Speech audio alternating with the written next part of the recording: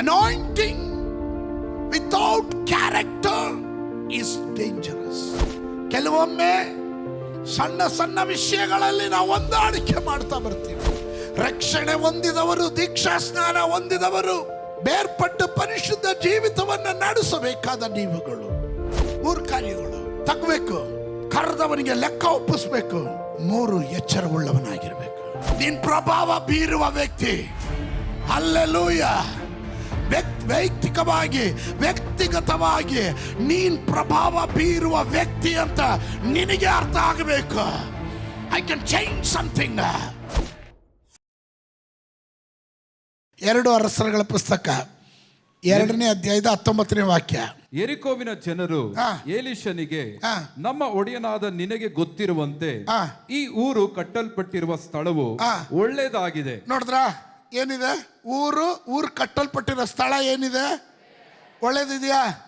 ಆಮೇಲೆ ಆದರೆ ನೀರು ಕೆಟ್ಟದ್ದಾಗಿರುವುದರಿಂದ. ನೋಡಿದ್ರ ಊರು ಚೆನ್ನಾಗಿದೆ, ಕಟ್ಟಲ್ಪಟ್ಟ ಸ್ಥಳನೂ ಚೆನ್ನಾಗಿದೆ, ನೀರೇನಾಗಿದೆ? ಕೆಟ್ಟದಾಗಿದೆ. ಸ್ತೋತ್ರ. ಆ ನೀರು ಕುಡಿದವರೆಲ್ಲ ಏನಾಗ್ತಾರೆ? ನೀರು ಕೆಟ್ಟದಾಗಿರುವುದರಿಂದ ಬಂಜೆತನ ಹೆಚ್ಚು ಎಂದು ಹೇಳಿದರು. ಅಂದ್ರೆ ಈ ನೀರು ಕುಡಿದವರೆಲ್ಲ ಬಂಜೆ, ಫಲ ಕೊಡೋರೇ ಇಲ್ಲ. ಕೆಲ ಏರಿಯಾಗಳಲ್ಲಿ ಸೇವೆಗೆ ಅಂತ ಬಿಟ್ಟರೆ ಸಾಕು. ಸ್ತೋತ್ರ. ಫಸ್ಟೇ ಪ್ರಾಬ್ಲಮ್ಮು. ಅದ್ರ ಜೊತೆ ಒಂದು ವಿಶ್ವಾಸಿನೂ ಪಡೆಯಲ್ಲ. ಬಂಜೆ ಅಂದರೆ ಏನು? ರೀಪ್ರೊಡಕ್ಟಿವಿಟಿ ಇಲ್ಲ, ಹೊಸ ಆತ್ಮಗಳು ಬರಲ್ಲ. ಫಸ್ಟೇ ಪ್ರಾಬ್ಲಮ್ಮು. ಸ್ತೋತ್ರ. ಹಂಗೆ ಮೇಂಟೈನ್ ಮಾಡೋದು ಅದೆಲ್ಲ ದೇವ್ರ ಚಿತ್ತ. ಆದರೆ ಎಲೀಷ ಪ್ರಭಾವ ಬೀರುವವನಾಗಿದ್ದ. ಇದ್ದೀರಾ ನೀವು ನನ್ನ ಜೊತೆ? ಎಲೀಷ ಪ್ರಭಾವ ಬೀರೋನು.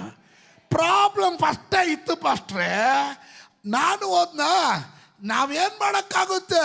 ಪ್ರಾಬ್ಲಮ್ ಹಂಗೇ ಕಂಟಿನ್ಯೂ ಆಯಿತು. ನೀನು ಕಂಟಿನ್ಯೂ ಮಾಡೋಕ್ಕ ಹೋದೆ.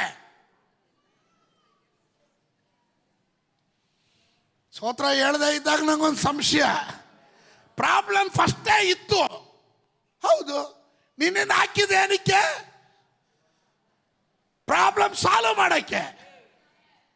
ಪಟ್ಟಣ ಚೆನ್ನಾಗಿದೆ, ಕಟ್ಟಿರೋ ಸ್ಥಳ ಚೆನ್ನಾಗಿದೆ, ಆದರೆ ಅಲ್ಲಿನ ನೀರು ಕೆಟ್ಟದಾಗಿದೆ.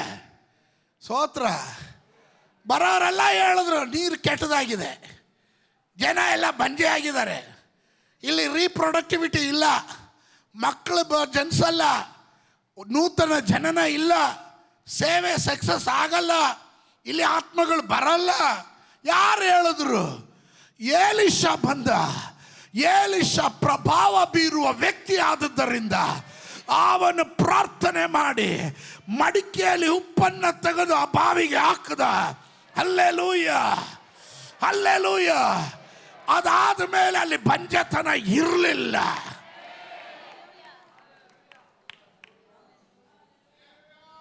ನಿನ್ನ ಮೇಲಿರೋ ಅಭಿಷೇಕ ಪ್ರಾಬ್ಲಮ್ ಕಂಟಿನ್ಯೂ ಮಾಡೋದಲ್ಲ.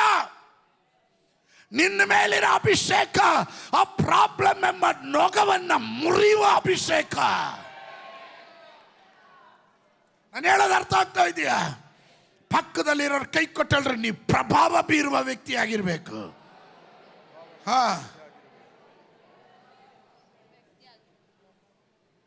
ಅಯ್ಯೋ, ನಾವೇನು ಮಾಡೋಕ್ಕಾಗುತ್ತೆ? ಬಾವಿನೇ ಹಂಗಾಯಿತು. ನೀರು ಕುಡಿದಿರ ಬದುಕದಿರ ಇರೋಕ್ಕಾಗುತ್ತಾ? ಕುಡಿಲೇಬೇಕಲ್ಲ. ಸ್ತೋತ್ರ. ಹೆಂಗೋ ತಾತನ ಕಾಲದಿಂದ ಕುಡ್ಕೊಂಬತ್ತಾ ಇದ್ವಿ, ಅದನ್ನೇ ಕುಡಿಯೋಣ ಬಿಡಿ, ಇನ್ನೇನು ಮಾಡೋಣ? ಕುಡಿದ್ರೆ ಬಂಜೆತನ, ಪರವಾಗಿಲ್ಲ ಬಿಡು, ಇನ್ನೇನು ಮಾಡೋಣ, ಬದುಕೋಣ, ಪರವಾಗಿಲ್ಲ ಬಿಡು, ಅಡ್ಜಸ್ಟ್ಮೆಂಟಲ್ಲಿ ಹೋಗೋದಲ್ಲ. ಯೇಸುವಿನ ನಾಮದಲ್ಲಿ ಅದನ್ನು ನಿವಾರಣೆ ಮಾಡೋದಕ್ಕೆ ನನ್ನನ್ನು ಇಟ್ಟಿರೋದು. ನನ್ನ ಕುಟುಂಬದಲ್ಲಿ ಒಂದು ಪ್ರಾಬ್ಲಮ್ ಇದೆ, ಅದನ್ನು ನಿವಾರಣೆ ಮಾಡೋದಕ್ಕೆ ದೇವರು ನನ್ನನ್ನು ಆರಿಸ್ಕೊಂಡಿರೋದು. ನನ್ನ ಸಭೆಯಲ್ಲಿ ಒಂದು ಪ್ರಾಬ್ಲಮ್ ಇದೆ, ಅದನ್ನು ನಿವಾರಣೆ ಮಾಡೋಕ್ಕೆ ದೇವರು ನನ್ನನ್ನು ಅಭಿಷೇಕ ಮಾಡಿರೋದು. ನೀನು ಪ್ರಭಾವ ಬೀರುವ ವ್ಯಕ್ತಿ, ನೀನು ಪ್ರಭಾವ ಬೀರುವ ವ್ಯಕ್ತಿ. ಹಲ್ಲೆಲೂಯ. ವ್ಯಕ್ತಿಗತವಾಗಿ ನೀನು ಪ್ರಭಾವ ಬೀರುವ ವ್ಯಕ್ತಿ ಅಂತ ನಿನಗೆ ಅರ್ಥ ಆಗಬೇಕು. I can change something. ಆಮೇಲೆ ಕನ್ಫ್ಯೂಷನ್ ಇರೋ ಕಡೆ ಹೋಗಿ ಇನ್ನೊಂದು ಸ್ವಲ್ಪ ಕನ್ಫ್ಯೂಷನ್ ಜಾಸ್ತಿ ಮಾಡೋದಲ್ಲ. ವಿಶ್ವಾಸಿಗಳು ಹೇಳೋದು, ಪಾಸ್ಟ್ರೆ ಈ ಪಾಸ್ಟ್ರು ಬೇಡ, ತುಂಬ ಕನ್ಫ್ಯೂಷನ್ ಮಾಡ್ತಾಯಿದ್ದಾರೆ. ಬೇರೆ ಪಾಸ್ಟ್ರನ್ನ ಹಾಕಿದ್ರೆ ಸ್ವಲ್ಪ ದಿನ ಆದಮೇಲೆ ಈ ಪಾಸ್ಟ್ರು ಬೇಡ, ಇವರು ಕನ್ಫ್ಯೂಷನ್. ಸ್ತೋತ್ರ. ನಮ್ಮ ಕೈಲಿ ಕೊಡ್ರಿ, ಕನ್ಫ್ಯೂಷನ್ ಸರಿ ಮಾಡಿಕೊಡ್ತೀನಿ. ಆಮೇಲೆ ಎಂತೆಂಥ ಕಿಲಾಡಿಗಳನ್ನ ನೋಡಿ ಬಂದಿದ್ದೀವಿ ಗೊತ್ತಾ? ವಿಶ್ವಾಸಿಗಳು ಎಲ್ಲ ಸಾಧು ಕುರಿಗಳೇ ಅಲ್ಲ. ಸ್ತೋತ್ರ. ಕುರುಬನಾದವನು ಎಲ್ಲ ಟೈಪ್ ಕುರಿನೂ ನೋಡಿರಬೇಕು. ಗುಮ್ಮೋ ಕುರಿ, ಮೊಂಡು ಕುರಿ, ಸಾಧು ಕುರಿ, ತಾಯಿ ಕುರಿ, ಮರಿ ಕುರಿ, ಎಲ್ಲ ಕುರಿಗಳನ್ನು ಒಟ್ಟಿಗೆ ಕರ್ಕೊಂಡೋಗ್ಬೇಕು. ತಾಯಿ ಕುರಿನ ನಿಧಾನಾಗಿ ನಡೆಸ್ಬೇಕು, ಮರಿ ಕುರಿನ ಹೆಗಲ ಮೇಲೆ ಹಾಕೊಬೇಕು, ಗುಮ್ಮ ಕುರಿಗೆ ಅವಾಗ ದೊಣ್ಣೆ ರುಚಿ ಕೊಡಬೇಕು. ಸ್ತೋತ್ರ ಸ್ತೋತ್ರ. ಆಮೇಲೆ ದೇವ್ರ ವಾಕ್ಯ ಏನು ಹೇಳ್ತಾನೆ? ಕರ್ತನು ಒಳ್ಳೆಯ ಕುರುಬನು, ಹಸಿರು ಹುಲ್ಲುಗಾವಲುಗಳಲ್ಲಿ ವಿಶ್ರಾಂತಿಕರವಾದ ನೀರಿನ ಬಳಿಗೆ ಅವನ ದೊಣ್ಣೆಯು ಕೋಲು ನನಗೇನು ಕೊಡುತ್ತೆ? ಹಾಗಾದರೆ ಏನಿದೆ ಕುರುಬನ ಕೈಯಲ್ಲಿ? ದೊಣ್ಣೆ ಇದೆ, ಕೋಲು ಇದೆ. ಸ್ತೋತ್ರ. ಇದನ್ನು ಮರೆಯಂಗಿಲ್ಲ. ಸ್ತೋತ್ರ. ಕುರುಬ ಅಂದಿದ ತಕ್ಷಣ ಏನು ಅನ್ಕೊಂಡಿದ್ದಾರೆ ಗೊತ್ತಾ? ಬಾ ಬಾ ಬಾ ಬಾ ಅಂತ ಕರಿತಾನೇ ಇರ್ತಾರೆ. ಇಲ್ಲ, ದೊಣ್ಣೆ ಕೋಲು ಕೊಟ್ಟಿದ್ದಾರೆ. ಸ್ತೋತ್ರ. ದೊಣ್ಣೆ ಏನು ಗೊತ್ತಾ? ದೊಣ್ಣೆ ಏನು ಗೊತ್ತಾ? ಜಾಣನಿಗೆ ಮಾತಿನ ಪೆಟ್ಟು, ದಡ್ಡನಿಗೆ ದೊಣ್ಣೆ ಪೆಟ್ಟು ಅಂತ. ಸ್ತೋತ್ರ. ಈ ಮೊಂಡು ಕುರಿಗಳಿಗೆಲ್ಲ ಅವಾಗ ಬಾರಿಸೋದಕ್ಕೆ ದೊಣ್ಣೆ. ಕೋಲು ಏನು ಗೊತ್ತಾ? ಇದು ಈ ಕುರುಬನ ಕೈಯಲ್ಲಿರೋ ಕೋಲು ಹೆಂಗೆ ಗೊತ್ತಾ? ಹಿಂಗಿರುತ್ತೆ. ಗಾಂಧಿ ತಾತನ ಕೋಲು ನೋಡಿದ್ದೀರಲ್ಲ, ಆ ಥರ ಬಕ್ಕೊಂಡಿರುತ್ತೆ. ಏನು ಗೊತ್ತದ? ಈ ಮೇಲ್ಗಡೆ ಇರೋ ಎಲೆಗಳನ್ನೆಲ್ಲ ಇವನ್ ರಂಪೆನ ಅದನ್ನ ಹಾಕಿ ಬಗ್ಗಿಸ್ತಾನೆ. ಅವಾಗ ಕುರಿಗಳೆಲ್ಲ ಚೆನ್ನಾಗಿ ಮೇಯ್ಕೋತವೆ. ಸ್ತೋತ್ರ. ನಿನಗೆ ಫೀಡ್ ಮಾಡೋದು ಮಾತ್ರ ಅಲ್ಲ, ಯದ್ವಾತದ್ದು ಓದೋ ರಪ್ ರಪ್ ಅಂತ ಬೀಳ್ತಾ ಇರುತ್ತೆ.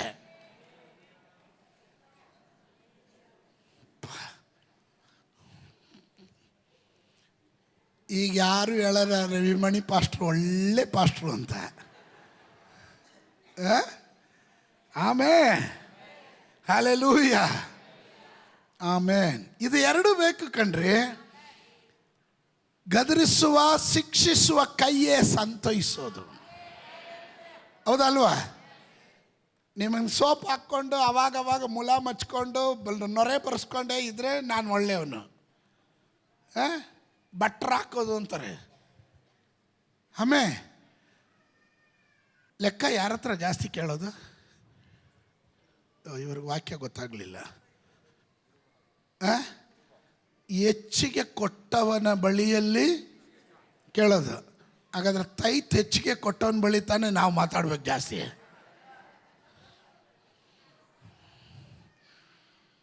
ಹೌದಾನೆ? ಅವ್ರಿಗೆ ಕದರಿಸುವಾಗ ಜಾಸ್ತಿ. ಏನೋ ದುಡ್ಡು ಜಾಸ್ತಿ ಕೊಟ್ಟಿದ್ಯಾ ಅನ್ನೋ ಕಾರಣಕ್ಕೆ ಜಂಬ ತೋರ್ಸ್ಕಿರ್ತೀಯಾ ಅಂತ ಯಾರ ಹತ್ರ ಹೇಳ್ಬೇಕು? ಪಾಸ್ಟರ್ಗಳು ಉಲ್ಟಾ ಹೊಡೆಯುತ್ತಾರೆ. ಹೆಚ್ಚಿಗೆ ಕೊಟ್ಟವನ ಹತ್ರ ಬಹಳ ಸ್ವಲ್ಪ ಕೇಳೋದು, ಕಡಿಮೆ ಕೊಟ್ಟವನ ಬಳಿಯಲ್ಲಿ ಜಾಸ್ತಿ ಕೇಳೋದು. ಇದು ಅಧರ್ಮ.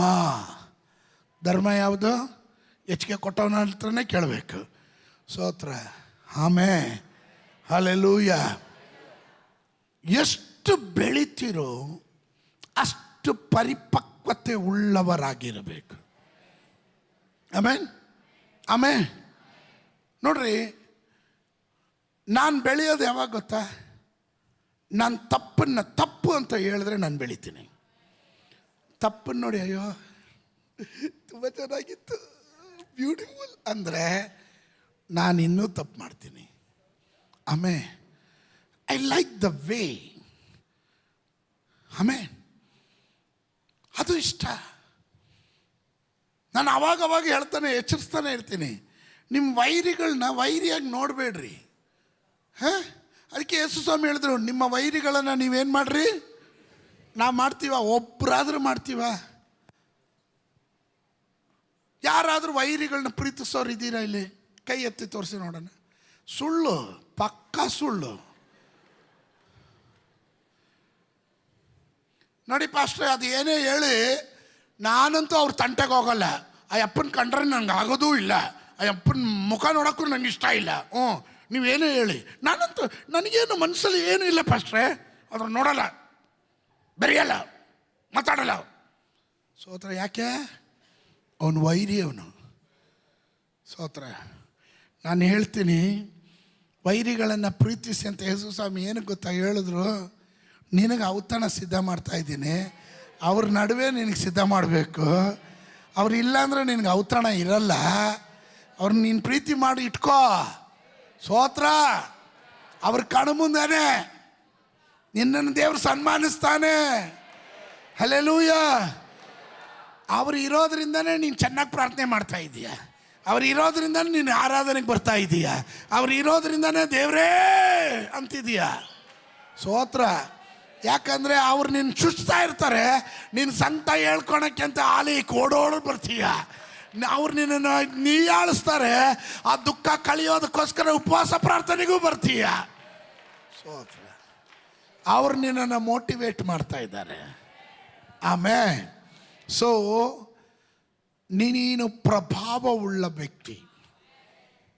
ಪೌಲನು ಹೇಳ್ತಾನೆ, ಎಲೇ ದೇವರ ಮನುಷ್ಯನೇ, O man of God, O women of God, ದೇವರ ಮನುಷ್ಯಳೇ, ದೇವರ ಮನುಷ್ಯನೇ, ನೀನು ಇವುಗಳಿಂದ ದೂರವಾಗಿರು. ದೂರವಾಗಿರೋದಕ್ಕೆ ದೂರವಾಗಿರು, ಹತ್ತಿರವಾಗಿರೋದಕ್ಕೆ ಹತ್ತಿರವಾಗಿರು. ಆಮೇಲೆ ನನ್ನ ನಂಬಿಕೆಯನ್ನು ಕಾಪಾಡಿಕೊಂಡೆ, ಶ್ರೇಷ್ಠ ಹೋರಾಟವನ್ನು ಮಾಡಿದ್ದೀನಿ, ನಂಬಿಕೆಯನ್ನು ಕಾಪಾಡಿಕೊಂಡಿದ್ದೀನಿ. ಅಪೊಸ್ತಲನಾದ ಪೌಲನು ಹೇಳಿದ ಹಾಗೆ ನಮ್ಮನ್ನೇ ನಾವು ಅದಕ್ಕಾಗಿ ಸಮರ್ಪಿಸೋಣ. ಕಾರಣ ಅಪೊಸ್ತಲನಾದ ಪೌಲನು ಈ ಫಿನಿಶ್ಡ್ ವೆರಿ ವೆಲ್. ಅವನ ಜೀವನ ಅಂತ್ಯ ಆರಂಭಕ್ಕಿಂತ ಬ್ಯೂಟಿಫುಲ್ ಆಗಿತ್ತು, ಬ್ಯೂಟಿಫುಲ್ ಆಗಿತ್ತು. ಹಲ್ಲೆಲೂಯ. ಇನ್ನು ಅರಣ್ಯಕಾಂಡ ಪುಸ್ತಕ, ಬುಕ್ ಆಫ್ ನಂಬರ್ಸ್, ಅರಣ್ಯಕಾಂಡ ಪುಸ್ತಕ 23ನೇ ಅಧ್ಯಾಯ 10ನೇ ವಚನ. ಧೂಳಿನಷ್ಟು ಅಸಂಖ್ಯವಾದ ಯಾಕೋಬ್ಯರನ್ನು ಲಕ್ಷಿಸುವುದಕ್ಕೆ ಯಾರಿಂದ ಆದಿತ್ತು? ಇಸ್ರಾಯೇಲರ ಕಾಲ್ಭಾಗವನ್ನಾದರೂ ಯಾರು ಹೇಳಬಲ್ಲರು? ಸಜ್ಜನರಾದ ಅವರು ಸಾಯುವ ರೀತಿಯಲ್ಲಿ ನಾನು ಸಾಯಬೇಕು, ಉಂಟಾಗುವ ಅವಸಾನವು ನನಗೂ ಆಗಬೇಕು ಅಂದನು. ಯಾರು ಈ ಮಾತನ್ನು ಹೇಳ್ತಾ ಇರೋದು? ಬೀಲಾಮನು ಹೇಳ್ತಾ ಇರೋದು. ಬೀಲಾಮನು ಒಮ್ಮೆ ಬಾಲಾಕ್ ಕರೆಸನು ಇಸ್ರಾಯೇಲ್ ಜನರಿಗೆ ವಿರುದ್ಧವಾಗಿ ಶಾಪ ಹಾಕೋದಕ್ಕೆ ಕರೆಸ್ತಾನೆ. ಬೀಲಾಮನು ಹೊಲ್ಲದ ಮನಸ್ಸು, ಆದರೆ ಹಣ ಅವನ ಪ್ರೇರಣೆ ಮಾಡುತ್ತೆ ಇಸ್ರಾಯೇಲ್ ಜನರು ಶಪಿಸೋದಕ್ಕೆ. ದೇವರ ಬಳಿ ಅಪ್ಪಣೆ ಕೇಳ್ತಾನೆ. ದೇವರು ಬೇಡ ಬೇಡ ಅಂದ್ರೂ ತಿರ್ಗಾ ಕೇಳ್ತಾನೆ. ಸರಿ, ಕಡೆಗೆ ಹೋಗೋಯ, ಏನೋ ಬೇಕಾ ಮಾಡ್ಕೊ ಹೋಗೋ ಅಂದಂಗೆ ದೇವರ ಅಪ್ಪಣೆ ಕೊಡ್ತಾನೆ. ಇವನು ಬಂದು ಬಾಯಿ ತೆರೆಯುವಾಗ ಇಸ್ರಾಯೇಲ್ ಜನರಿಗೆ ಶಾಪ ಅಲ್ಲ, ಇವನಿಗೆ ಗೊತ್ತಿಲ್ಲದಂತೆ ಆಶೀರ್ವಾದದ ಮಾತುಗಳನ್ನು ನುಡಿತಾನೆ. Hallelujah, hallelujah. ಅವನು ಹೇಳ್ತಾನೆ, ನನ್ನ ಅಂತ್ಯ ಹೆಂಗಿರ್ಬೇಕಂತೆ ಗೊತ್ತಾ? ಸಜ್ಜನರಾದ ಅವರು ಸಾಯುವ ರೀತಿಯಲ್ಲಿ ನಾನು ಸಾಯಬೇಕು, ಅವರಿಗುಂಟಾದಂಥ ಅವಸಾನವು ನನಗೂ ಆಗಬೇಕು. ಅಂದರೆ ಒಳ್ಳೆ ರೀತಿಯ ಸಾವು ಬಯಸಿದವನು. Amen. He wanted to finish greater way. Amen. ಒಳ್ಳೆ ರೀತಿಯಲ್ಲಿ ನಾವು ಆರಂಭದಲ್ಲಿ ಎಡವಟ್ಟ ಮಾಡ್ಕೊಂಡಿರ್ಬೋದು, ಆರಂಭದಲ್ಲಿ ಎಡವಿರ್ಬೋದು, ಆದರೆ ಜೀವನದ ಕೊನೆಯಲ್ಲಿ ಒಳ್ಳೆತನವನ್ನು ಕಾಪಾಡ್ಕೊಳ್ರಿ. ದೇವರು ನಿಮ್ಮನ್ನು ಆಶೀರ್ವಾದ ಮಾಡ್ತಾನೆ. ಕೀರ್ತನೆ 37, ಕೀರ್ತನೆ 37, 37. ಒಳ್ಳೆ ನಡತೆ ಉಳ್ಳವರನ್ನ ನೋಡು, ಯಥಾರ್ಥನನ್ನು ಲಕ್ಷಿಸು, ಶಾಂತನಿಗೆ ಸಂತಾನ ವೃದ್ಧಿಯಾಗುವುದು. Mark the blameless man and observe the upright, for the future of that man is peace. ನೋಡಿದ್ರ, ಅವನ ಫ್ಯೂಚರ್ ಸಮಾಧಾನವಾಗಿರುತ್ತೆ. ಶಾಂತನಿಗೆ ಸಂತಾನ ವೃದ್ಧಿಯಾಗುವುದು. ಯಥಾರ್ಥವನ್ನ ಲಕ್ಷಿಸು, ಒಳ್ಳೆ ನಡತೆ ಉಳ್ಳವರನ್ನ ನೋಡು. ಕೆಲವರೆಲ್ಲ ನೋಡೋದು ಕೆಟ್ಟದೆ. ಅವ್ರು ಕನಸು ಕಂಡ್ರೂ ಹಿಂಗೆ ನೋಡ್ತಾರೆ, ಕನಸು ಕಾಣ್ತಾರೆ. ಏನು ಕನಸು ಕಂಡೆ? ನಾನು ಅದು ಯಾಕೋ ಗೊತ್ತಿಲ್ಲ ಪಾಸ್ಟ್ರೆ, ಮಲಗಿದ್ರೆ ಕಣ್ಣು ಮುಚ್ಚಿದ್ರೆ ಕೆಟ್ಟ ಕನಸೇ ಬರುತ್ತೆ ಪಾಸ್ಟ್ರೆ. ಏನವ ಕೆಟ್ಟ ಕನಸು?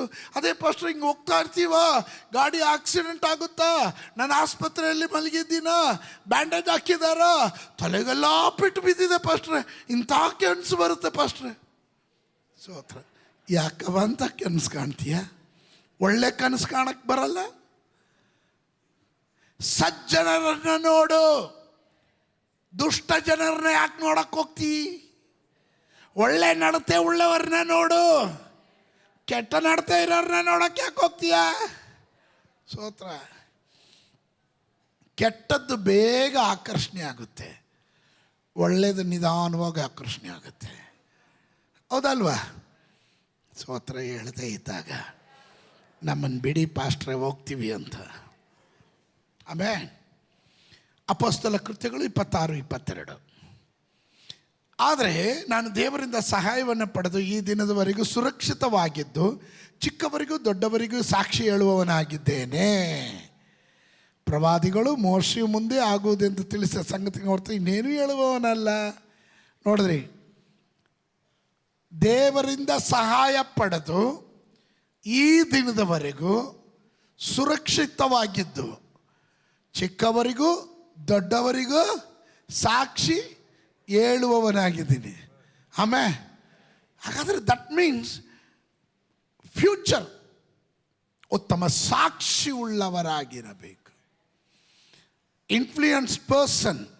ನಾನು ಆವಾಗಲೇ ಹೇಳಿದೆ, ನಿಮ್ಮ ಸ್ವಭಾವ, ನಿಮ್ಮ ನಡವಳಿಕೆ, ನಿಮ್ಮ ನಿರ್ಧಾರಗಳು ನೀವು ಇನ್ಫ್ಲೂಯೆನ್ಸ್ ಪರ್ಸನ್ ಆಗಿ ಮಾಡೋದು ನಿಮ್ಮನ್ನು ಪ್ರಭಾವವುಳ್ಳ ವ್ಯಕ್ತಿಯಾಗಿ ಮಾರ್ಪಡುತ್ತದೆ. ಸತ್ಯವೇದ ಗ್ರಂಥದಲ್ಲಿ ಒಂದೆರಡು ಕಾರ್ಯಗಳನ್ನು ನಾನು ಹೇಳಲಿಕ್ಕೆ ಬಯಸ್ತೇನೆ. ಕೆಲವರು ಉತ್ತಮವಾಗಿ ಸ್ಟಾರ್ಟ್ ಮಾಡ್ತಾರೆ, but they will be ended sadly. ಅವರು ಭಾಳ ದುಃಖಕರವಾಗಿ ಕೊನೆಗೊಳಿಸ್ತಾರೆ. ನಾನು ಓದಿದಂಥ ಆರಂಭ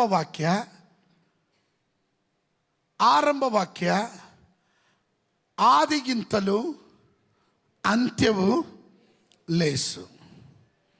ಆಮೇಲೆ ಆರಂಭ ತುಂಬ ಚೆನ್ನಾಗಿದ್ದು ಅಂತ್ಯ ದೋಷಕರವಾಗಿರಬಾರ್ದು. ಸತ್ಯವೇದ ಗ್ರಂಥದಲ್ಲಿ ಒಂದು ಉದಾಹರಣೆ ಸಂಸೋನನ ಬಗ್ಗೆ ದೇವರ ವಾಕ್ಯದಲ್ಲಿ ಅನೇಕ ಕಾರ್ಯಗಳಿದೆ. ನಾನೆಲ್ಲ ಹೇಳೋದಕ್ಕೆ ಸಮಯ ಇಲ್ಲ, ಬೇಗನೆ ಕೆಲವೊಂದು ಪದಗಳನ್ನ ಹೇಳಿಬಿಡ್ತೀನಿ. ಸಂಸೋನನ ಜೀವಿತ ಆರಂಭವಾಗಿದ್ದು ಉತ್ತಮವಾದ ದೈವಿಕವಾದ ಯೋಜನೆಯ ಮೇರೆಗೆ. Samson started with a great divine plan. ಸುಮ್ಗೆ ಆರಂಭ ಆಗಿಲ್ಲ ಅವನ ಜೀವನ. He was born by prophecy. ಅವನು ಹುಟ್ಟದಾಗಲೇ ಪ್ರವಾದನೆ ಅವನ ಮೇಲಿತ್ತು. ಅವನ ಜನನವನ್ನು ತಿಳಿಸಿದ್ದು an angel announced his birth. ದೇವದೂತನು ಅವನ ಜನನದ ಕುರಿತು ತಿಳಿಸಿದನು. ಇವನ ತಾಯಿಯ ಗರ್ಭದಿಂದಲೇ ಇವನನ್ನು ಬೇರ್ಪಡಿಸಿದನು ದೇವರು. ಸೆಟ್ ಅಪಾರ್ಟ್ ಫ್ರಮ್ ದ ಹೂಮ್. ಇವನನ್ನ ದೇವರ ತಾಯಿಯ ಗರ್ಭದಿಂದಲೇ ಸಪರೇಟ್ ಮಾಡಿದನು. ಇವನು ನಾಸೀರ್ ವೃತ್ತವನ್ನ ಚೋಸನ್ ಬಿಫೋರ್ ಬರ್ತ್. ಇವನು ಹುಟ್ಟೋದಕ್ಕೆ ಮುಂಚೆನೆ ನಾಸೀರ್ ವೃತ್ತ ಅಂದ್ರೆ ಗಡ್ಡ, ಮೀಸೆ, ಕೂದಲು ಇವುಗಳಿಗೆ ಕ್ಷೌರ ಕತ್ತಿ ಹಾಕದಂತೆ ಇವನು ಸಪ್ರೇಟೆಡ್, ನಿಷೇಧವಾದ ಪದಾರ್ಥಗಳನ್ನು ಮುಟ್ಟದೇ ಇರಬೇಕು. ಇವನು ಮೀಸಲಾದವನು. ಇವನ ಜನನದಲ್ಲೇ he was filled with the Holy Spirit. ಪರಿಶುದ್ಧಾತ್ಮನ ಅಭಿಷೇಕದೊಂದಿಗೆ ಅವನು ತುಂಬಿದವನಾಗಿದ್ದನು. ಇವನ ಮೂಲಕ the Spirit of the Lord began to move him. ಅವನನ್ನು ನಡೆಸ್ತಾ ಇದ್ದಿದ್ದು ಪರಿಶುದ್ಧಾತ್ಮನಾಗಿದ್ದನು. ಮಾನುಷಿಕವಾದ ಬಲ ಅಲ್ಲ.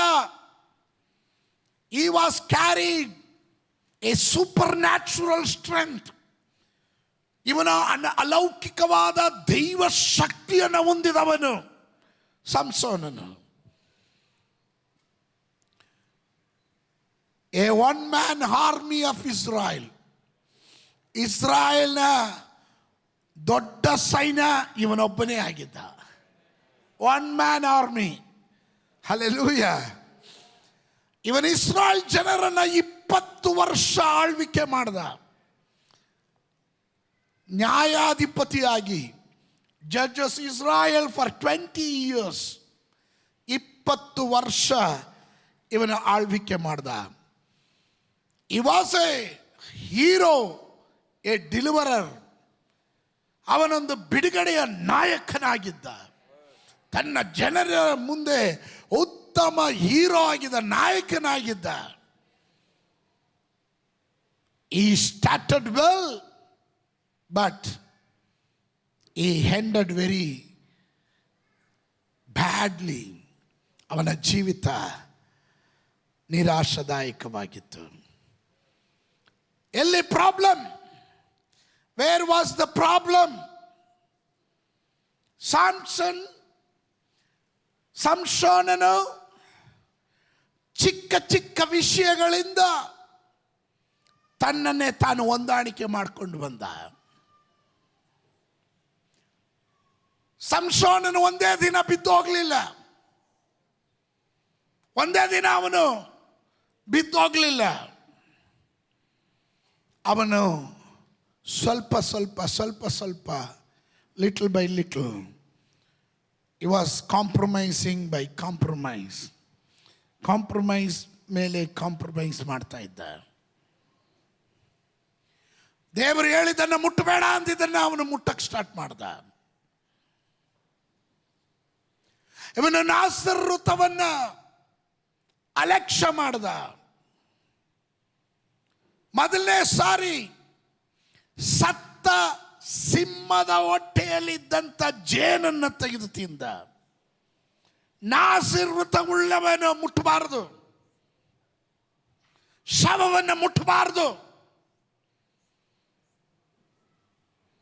ನಾಸೀರ್ ವೃತ್ತವುಳ್ಳವನು ಸತ್ತ ಶವದ ಆಸೆ ಎಲುಬುಗಳನ್ನ ಕೈಯಲ್ಲಿ ಮುಟ್ಟಬಾರದಾಗಿತ್ತು, ಅದನ್ನು ಮುಟ್ಟದ. He was violating God's law.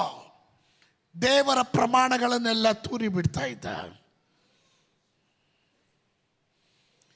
ಇವನ ಪರಿಶೋಧನೆಯ ಮಧ್ಯದಲ್ಲಿ ಓಡಿ ಹೋಗಬೇಕಾದವನು ಪರಿಶೋಧನೆಯಲ್ಲಿ ಮಲಗಿಬಿಟ್ಟ. ಆಮೇಲೆ ಇವನು ಲೆಕ್ಕ ಒಪ್ಪಿಸಬೇಕಾದವನು ಎಂಬ ಜವಾಬ್ದಾರಿ ಮರೆತು he lived with no accountability. ಅವನು ಲೆಕ್ಕ ಬಿಟ್ಟವನಾಗಿದ್ದ. He acted alone. ಇವನೊಬ್ಬನೇ, ಯಾರಿಗೂ ವಿಧಿಯನಾಗ್ತಾ ಇರಲಿಲ್ಲ. He was not listening to anybody. ಯಾರ ಆಲೋಚನೆಯನ್ನು ತೆಗೆದುಕೊಳ್ತಿರಲಿಲ್ಲ. He acted alone, did not submit to counsel and ignored warnings. ಎಲ್ಲ ವಿಧವಾದ ಎಚ್ಚರಿಕೆಯನ್ನ ಗಾಳಿಗೆ ತೂರಿಬಿಟ್ಟ. ಅವನ ಮೇಲಿದ್ದಂಥ ಅಭಿಷೇಕ ವ್ಯಕ್ತಿಗತವಾದ ಹೋರಾಟಕ್ಕಾಗಿ ಅವನು ಉಪಯೋಗಿಸ್ದ. ಅವನು ಭಾವನಾತ್ಮಕವಾಗಿ ಒಳಪಟ್ಟ ಆತ್ಮಿಕವಾದ ಕಾರ್ಯಗಳನ್ನು ಆತ್ಮಿಕ ರೀತಿಯಲ್ಲಿ ಇಮೋಷ್ನಲ್ ಆಗಿ ಅವನು ಬೆರ್ತ ಸ್ಪಿರಿಚುವಲ್ ಆಗಿ ತನ್ನನ್ನೇ ತಾನು ಮರ್ತ. ಇವನು ಯಾವುದನ್ನು ಹೊಂದಾಣಿಕೆ ಮಾಡಿದನೋ ಅದೇ ಅವನ ಕರೆಯನ್ನು ಕೊಂದಾಕ್ಬಿಡ್ತು. Compromise kills calling.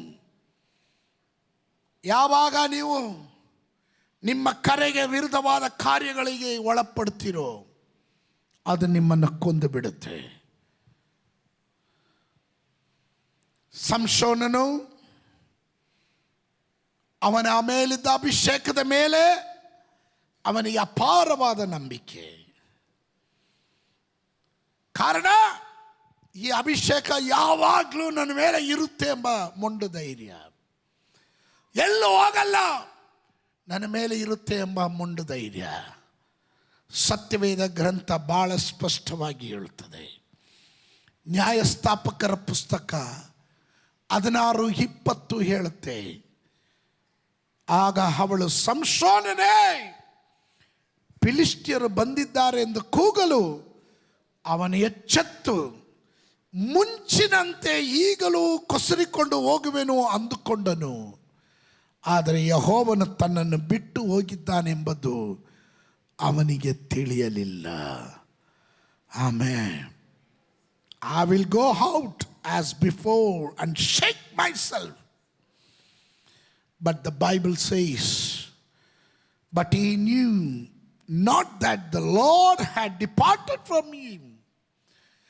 ಅವನನ್ನು ಬಿಟ್ಟು, ದೇವರಾತ್ಮನ ಬಿಟ್ಟು ಹೋಗಿದ್ದಾನೆ ಎಂದು ಅವನಿಗೆ ಗೊತ್ತಿಲ್ಲದಂತಾಯಿತು. ಸಮಟೈಮ್ಸ್, ಕೆಲವೊಮ್ಮೆ ಸಣ್ಣ ಸಣ್ಣ ವಿಷಯಗಳಲ್ಲಿ ನಾವು ಹೊಂದಾಣಿಕೆ ಮಾಡ್ತಾ ಬರ್ತೀವಿ. ಪರವಾಗಿಲ್ಲ ಬಿಡು. ರಕ್ಷಣೆ ಹೊಂದಿದವರು, ದೀಕ್ಷಾ ಸ್ನಾನ ಹೊಂದಿದವರು, ಬೇರ್ಪಟ್ಟ ಪರಿಶುದ್ಧ ಜೀವಿತವನ್ನು ನಡೆಸಬೇಕಾದ ನೀವುಗಳು, ಹಲ್ಲೆಲೂಯ, ಬಿಟ್ಟು ಬಂದ ಪಾರಂಪರ್ಯಗಳನ್ನು ಪುನಃ ಅಡ್ಜಸ್ಟ್ಮೆಂಟಲ್ಲಿ ಸಭೆಯವರು ಯಾರು ನೋಡ್ತಾ ಇಲ್ಲ. ಪರವಾಗಿಲ್ಲ ಬಿಡು. ಸ್ತೋತ್ರ. ಅಲ್ಲಿಗೆ ಹೋದಾಗ, ಇಲ್ಲಿಗೆ ಬಂದಾಗ ಸ್ತೋತ್ರ. ಸ್ತೋತ್ರ.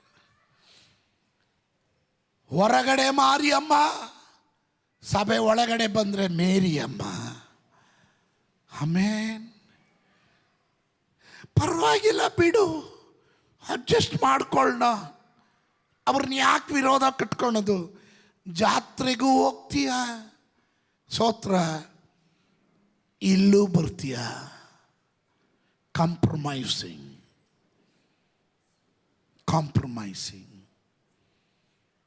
ಇಲ್ಲಿ ಬಂದಾಗ ಅನ್ಯ ಭಾಷೆಯಲ್ಲಿ ಆರಾಧನೆ ಮಾಡ್ತೀಯ, ಅಲ್ಲಿ ಹೋದಾಗ ಅವ್ರ ಜೊತೆ ಬೆರೆತು ಕೆಟ್ಟ ಭಾಷೆಗಳನ್ನು ಮಾತನಾಡ್ತೀಯ.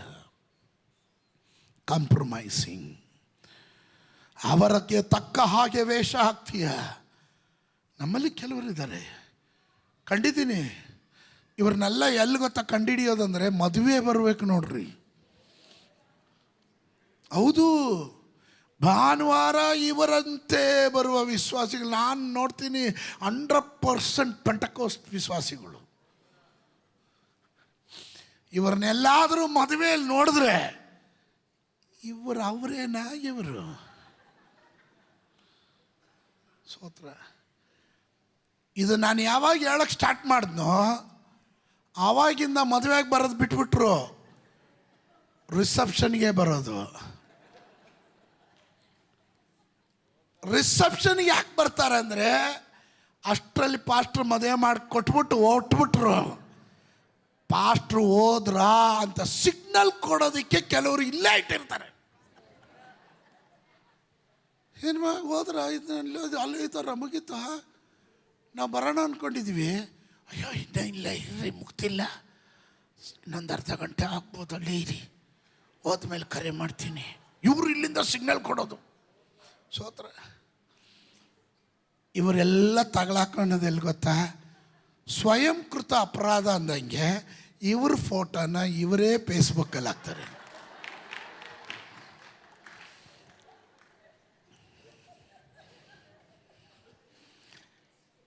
ಯಾವ ಪಾಸ್ಟ್ರಿಗೆ ಫೇಸ್ ತೋರಿಸಿದ್ರೆ ಹೋಗ್ಬೇಕು ಅಂದ್ಕೊಂಡ್ರು, ಫೇಸ್ಬುಕ್ಕಲ್ಲಿ ಇವ್ರ ಫೇಸನ್ನು ಕ್ಲೀನಾಗಿ ವ್ಯಕ್ತ ಆಗುತ್ತೆ. ಸೋತ್ರ ಆಗ ನೋಡಿದ್ರೆ ಯವ ಯವ ಯವ ಯವ ಈ ಅಮ್ಮ ಪ್ರಾರ್ಥನೆ ಮಾಡೋದು ನೋಡಿದ್ರೆ ಬಾಬಾ ಬಾಬಾ ಬಾಬಾ ಬಾಬಾ, ಆ ಹೊಸ ಯೆರೂಸಲೇಮಿನಲ್ಲಿ ಇಂಥ ಪ್ರಾರ್ಥನೆ ಇರುತ್ತೋ ಏನೋ ಗೊತ್ತಿಲ್ಲ, ಆದರೆ ಈ ಅಮ್ಮ ಮಾಡಿದ್ರೆ ಮಾತ್ರ ಹೊಸ ಯೆರೂಸಲೇಮಿನ ಅನುಭವ ಬರ್ತಾಯಿತ್ತು. ಆದರೆ ಇವಳು ವೇಷ ನೋಡಿದ್ರೆ ಹಿಂಗಿದೆಯಲ್ಲ ಅಂತ.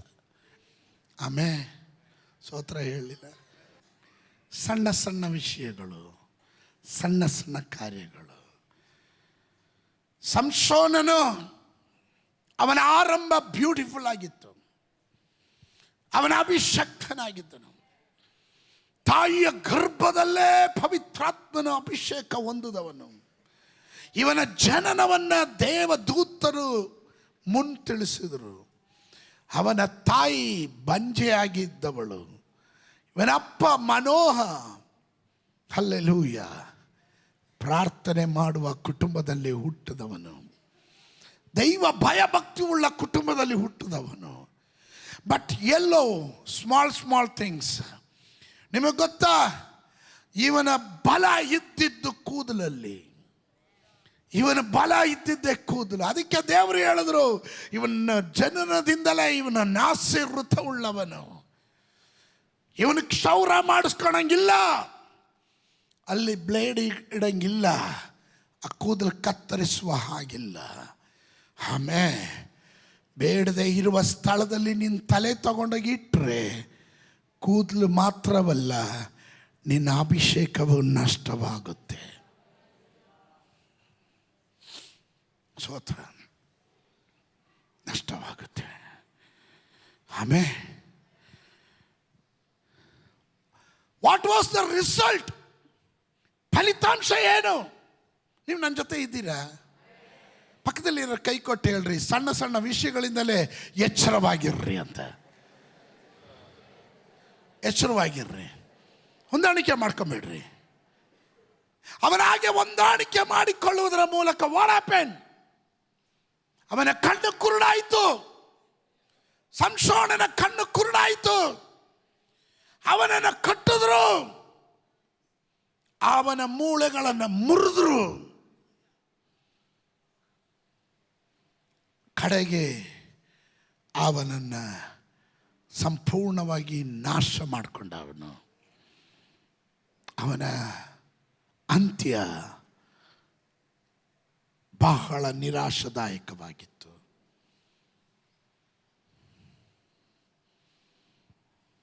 Anointing without character is dangerous. Listen to me. This is the lesson for us.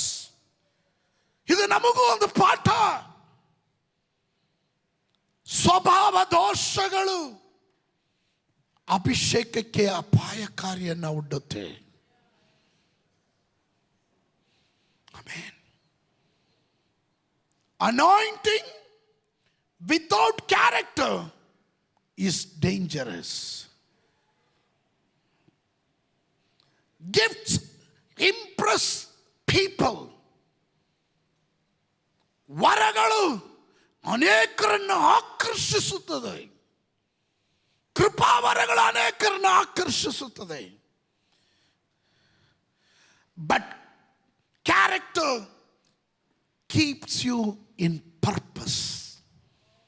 ಸ್ವಭಾವ ನಿನ್ನನ್ನು ಕರೆದಾತನ ಉದ್ದೇಶದಲ್ಲಿ ನೆಲೆ ನಿಲ್ಲಿಸುತ್ತದೆ.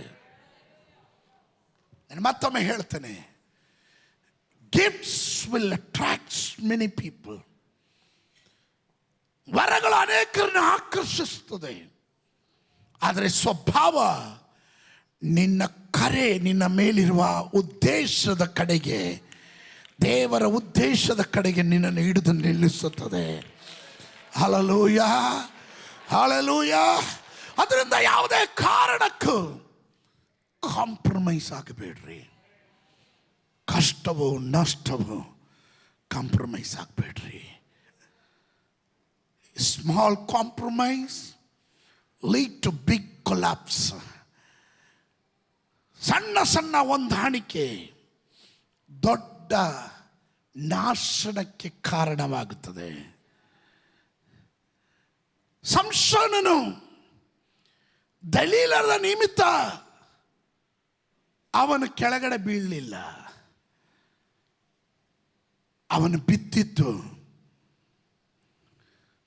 ಅವನು ಮಾಡಿಕೊಂಡಂಥ ಹೊಂದಾಣಿಕೆ ಮೂಲಕ.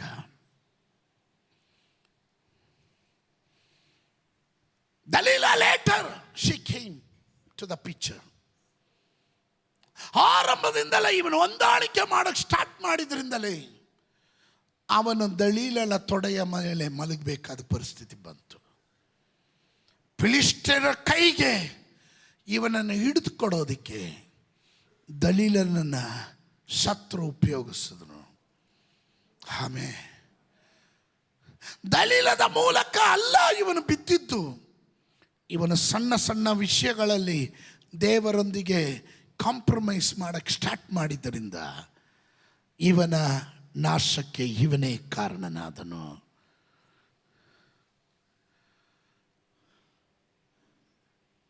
ಈಗ ಹೇಳ್ತೇನೆ, what you do with your strength determines how you finish. ನಿನ್ನಲ್ಲಿರುವಂಥ ಆ ಬಲ, ನಿನ್ನಲ್ಲಿರುವಂಥ ಸಾಮರ್ಥ್ಯ,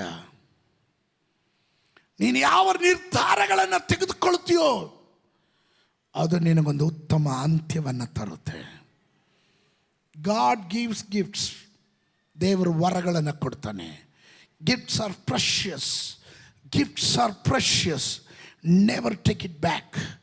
ದೇವರು ವರಗಳನ್ನು ಕೊಡ್ತಾನೆ, ಅದನ್ನು ಎಂದಿಗೂ ವಾಪಸ್ ತೆಗೆದುಕೊಳ್ಳೋದಿಲ್ಲ. ಆದರೆ but your decision determine your ending. ನೀನು ತೆಗೆದುಕೊಳ್ಳುವಂಥ ತೀರ್ಮಾನಗಳು, ನಿರ್ಧಾರಗಳು ನಿನ್ನ ಜೀವಿತದ ಫಿನಿಶಿಂಗ್, ಅಂತ್ಯವನ್ನು ಸೂಚಿಸುತ್ತದೆ. Character is so important. You can be a powerful and still be careless.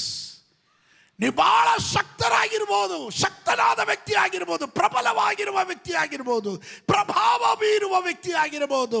ಆದರೆ ಸಣ್ಣ ಪುಟ್ಟ ನಿರ್ಲಕ್ಷ್ಯಗಳಿಂದ ನಿನ್ನ ಜೀವಿತವೇ ನಷ್ಟವಾಗಬಹುದು. ಎಚ್ಚರಿಕೆ ಉಳ್ಳವರಾಗಿರಬೇಕು.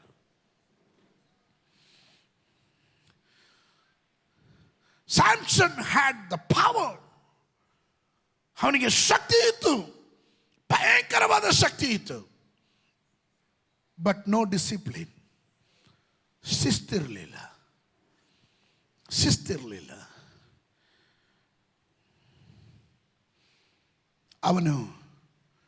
ಅವನಲ್ಲಿದ್ದಂಥ ದೋಷ ಅದು. ಅನೇಕರಿಗೆ ವರಗಳಿದೆ, ಡಿಸಿಪ್ಲಿನ್ ಇಲ್ಲ, ಜೀವಿತದಲ್ಲಿ ಶಿಸ್ತಿಲ್ಲ. ಯಾಕೆ ಶಿಸ್ತು ಬದ್ಧರಾಗಿರ್ರಿ ಅಂತ ಹೇಳೋದು? ವಿಶ್ವಾಸಿ ಅಂದರೆ ವಿಶ್ವಾಸಿಯ ರೀತಿಯಲ್ಲಿ ಇರ್ರಿ ಅಂತ ಯಾಕೆ ಹೇಳೋದು? ನೀನು ಇಲ್ಲಿ ಸಣ್ಣ ಸಣ್ಣದರಲ್ಲಿ ಕಾಂಪ್ರಮೈಸ್ ಮಾಡ್ತಾ ಹೋದರೆ ಇನ್ಡಿಸಿಪ್ಲಿನ್ ಪರ್ಸನ್. ನೀನು ಅಶಿಸ್ತಿನಿಂದ ಹೋಗ್ತೀಯ, ಕ್ರಮ ತಪ್ಪಿ ಹೋಗ್ತೀಯ. ನೀನು ಎಷ್ಟೇ ಪವರ್ಫುಲ್ ಆದರೂ ನಿನ್ನ ಅಶಿಸ್ತಿನಿಂದ ನೀನೇ ಎಡವಟ್ಟು ಮಾಡ್ಕೋತೀಯ. ಪಕ್ಕದಲ್ಲಿರೋರು ಕೈ ಕೊಟ್ಟರೆ ನಾನು ಪ್ರಭಾವ ಬೀರುವ ವ್ಯಕ್ತಿ ಅಂತ. ಆಮೇಲೆ ಅದಕ್ಕೆ ಏನು ಮಾಡಬೇಕು? Stay humble. ತಗ್ಗಿರು. ಲೆಕ್ಕ ಒಪ್ಪಿಸಬೇಕು. ಯಾವಾಗಲೂ ಎಚ್ಚರವಾಗಿರು. 3 ಕಾರ್ಯಗಳು: ತಗಬೇಕು, ಕರೆದವನಿಗೆ ಲೆಕ್ಕ ಒಪ್ಪಿಸ್ಬೇಕು. 3 ಎಚ್ಚರವುಳ್ಳವನಾಗಿರಬೇಕು. 1 ಥೆಸಲೋನಿಕೆ 5:6 ಹೇಳುವ ಪ್ರಕಾರ ನೀವು ಇತರರಂತೆ ನಿದ್ದೆ ಮಾಡದೆ ಎಚ್ಚರವಾಗಿರಬೇಕು, ಸ್ವಸ್ಥಚಿತ್ತರಾಗಿರಬೇಕು, ಎಚ್ಚರವುಳ್ಳವರಾಗಿರಬೇಕು. We must be alert. We have to accountability ಅನ್ನೋದು ಬಹಳ ಮುಖ್ಯ ಇರುತ್ತೆ. ನಾವು ಲೆಕ್ಕ ಒಪ್ಪಿಸುವವರಾಗಿರಬೇಕು. We must be humble. ತಾಳ್ಮೆ ಉಳ್ಳವರು, ತಗ್ಗುವ ಸ್ವಭಾವ ಉಳ್ಳವರು, ತಗ್ಗುವ ಸ್ವಭಾವ. ಆಮೆನ್.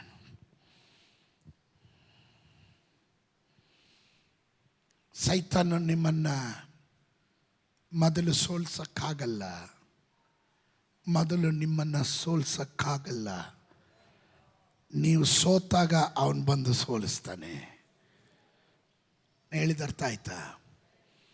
ಜೀವನದಲ್ಲಿ ನೀವು ಸೋತಾಗ, ಜೀವನದಲ್ಲಿ ಕೈ ಚೆಲ್ಲಿದಾಗ ಅವನು ನಿಮ್ಮನ್ನು ಸೋಲಿಸ್ತಾನೆ. ಹಲ್ಲೆಲೂಯ. ಆದರೆ ಸಂಸೋನನ ಕಡೆ ಪ್ರಾರ್ಥನೆ ಏನು ಗೊತ್ತಾ? 16ನೇ ಅಧ್ಯಾಯದ 28ನೇ ವಾಕ್ಯ. ಅವನ ಸೋಲಿನ ಮಧ್ಯದಲ್ಲಿ ಅವನು ಕೊನೆಯದಾಗಿ ಪ್ರಾರ್ಥಿಸ್ತಾನೆ. ಆಗ ಸಂಸೋನನು 16:28 ನ್ಯಾಯಸ್ಥಾಪಕರು, ಜಡ್ಜಸ್.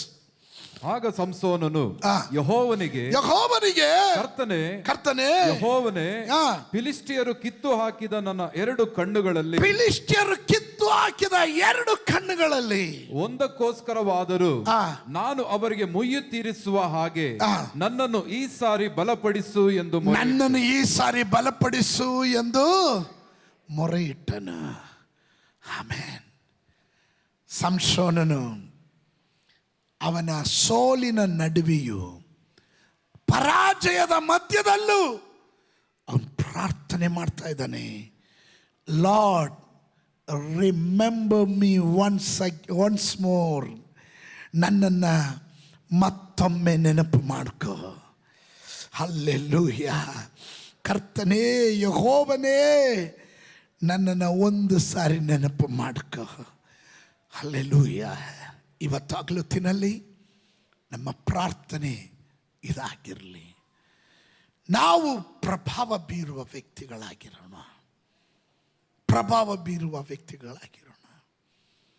ಅದಕ್ಕೆ ನಾನು ಹೇಳಿದೆ, ಆರಂಭ ಹೆಂಗಾದ್ರೂ ಪರವಾಗಿಲ್ಲ. ಎಡವಿದ್ದೀರಿ, ಬಿತ್ತಿದ್ದೀರಿ, ಎದ್ದಿದ್ದೀರಿ, ಓಡ್ರಿ. ಫಿನಿಶಿಂಗ್ ಪರ್ಫೆಕ್ಟ್ ಆಗಿರಲಿ. ನಿನ್ನ ಅಂತ್ಯ ಲೇಸು ಚೆನ್ನಾಗಿರಬೇಕು. ಆಮೆನ್.